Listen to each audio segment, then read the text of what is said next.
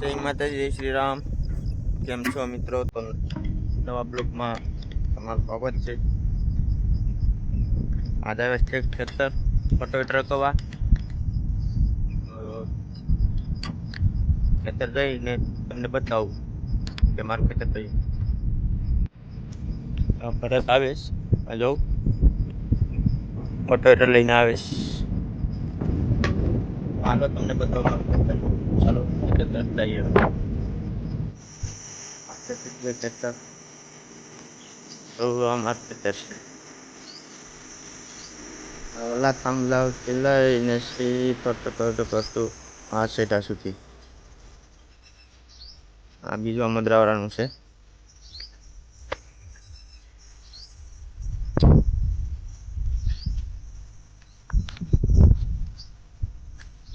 આવે આસ્તે આસ્તે સંખ્યાના બહુ ખાડા છે એટલે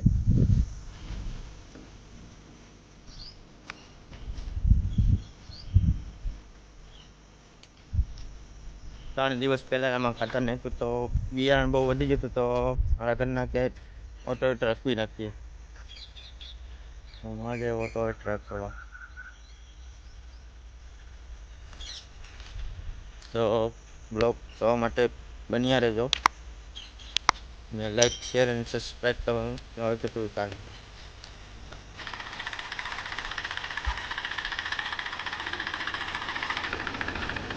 પરત આવી જાય પરત ચાલુ કરીશ. ભરતભાઈ ટેપ ચાલુ કરી દીધો.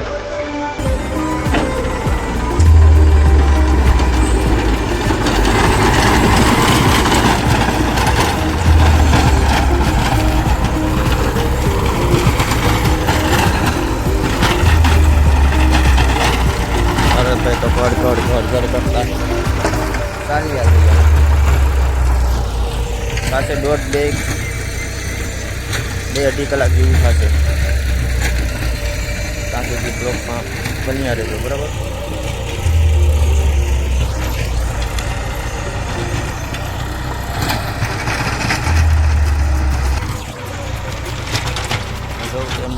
સાફ કરી નાખે હાવ એફા હતા એટલે આમાં કપા વાવવાનો છે એટલે ઓટો રાખવું પડે. પાછા આમાં આ રીતે ચા પણ નાખવા પડીએ તો એમાં કપાનું બી ચોટી શકીએ.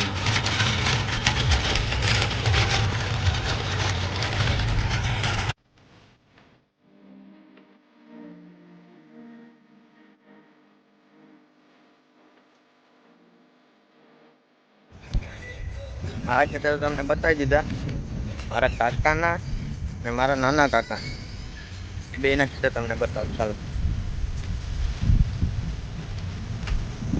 એ લોકો અત્યારે વાસણ કે વાવ આપી દે અમે અમારા ઘરનું વાય તો અમારા નાના કાકાનું છે નાની કાકાનું ને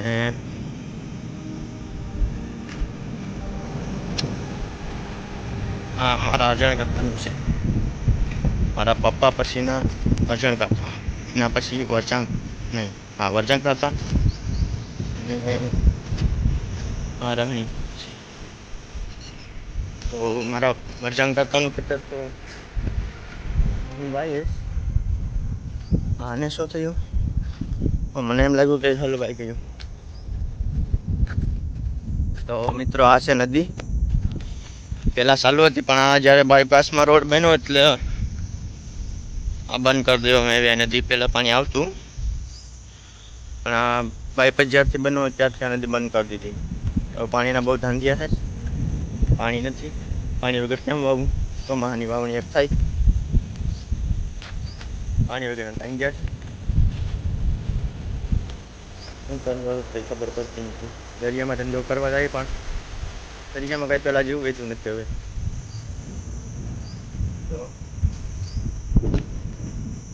જેમ તો ફરી ગયું ટ્રેક્ટર તો જે ખેતર બાકી છે ને એ કરતું કરતી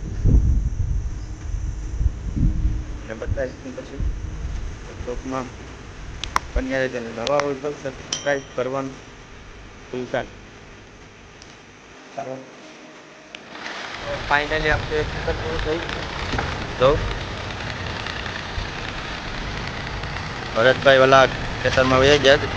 આ ખેતરમાં 1.5 કલાક જેવું થયું. ઓલા ખેતરમાં પણ એટલું જ થશે. ગરમી એટલી છે ને કે વાત મારો રૂમાલ બાંધવો, ગરમી બહુ થાય. ને આ સફેદ છે ને તમે શું કહો જરાક કોમેન્ટમાં જણાવજો. મને તો ખબર છે પણ તમે જણાવજો કે એને શું કહેવાય.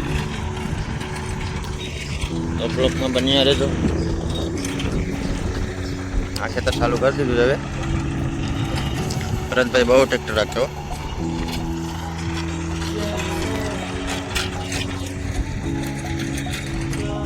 બ્લોકમાં બન્યા રહેજો. ને આવા બ્લોગ જોવા માટે મારી ચેનલને સબસ્ક્રાઈબ કરવાનું ભૂલતા નહીં.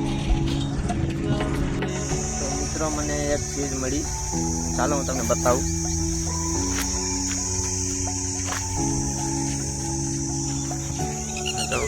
સામેથી ટીટોડી ઉડી હું તમને બતાવું.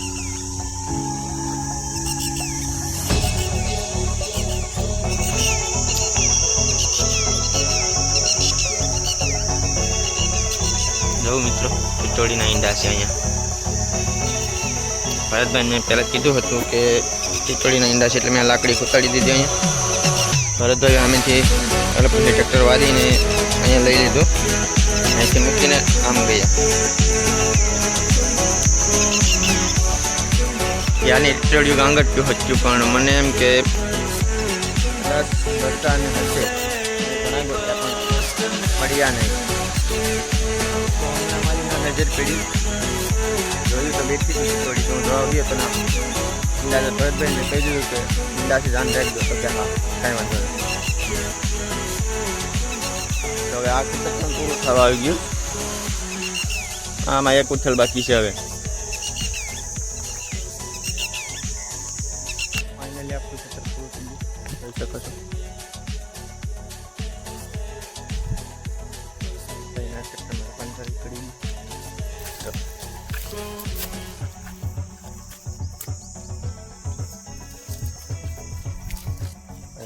પેલું વસ્તુ કરીને ટીંગાડી દીધું. એક ઉથલ રહીને પંચર પડી ગયો. આ ખેતર પૂરું થયું તો હવે આપણે નીકળશું ઘરે. હવે તો ફાઇનલી મિત્રો આપણે ઘર જવા માટે નીકળી ગયા. ને આવા બ્લોગ જોવા માટે લાઈક શેર અને સબસ્ક્રાઈબ કરી લેજો. તો ભાઈ થોડોક સપોર્ટ કરો ભાઈ. સબસ્ક્રાઈબ પૈસા પણ નથી યાર, થોડોક સપોર્ટ કરો યાર.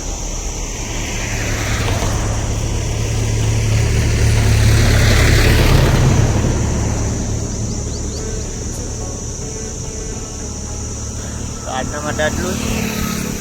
તો હવે ફરી મળીશું નવા બ્લોગમાં. આપણે ચા નાખવાનું કહી દીધું.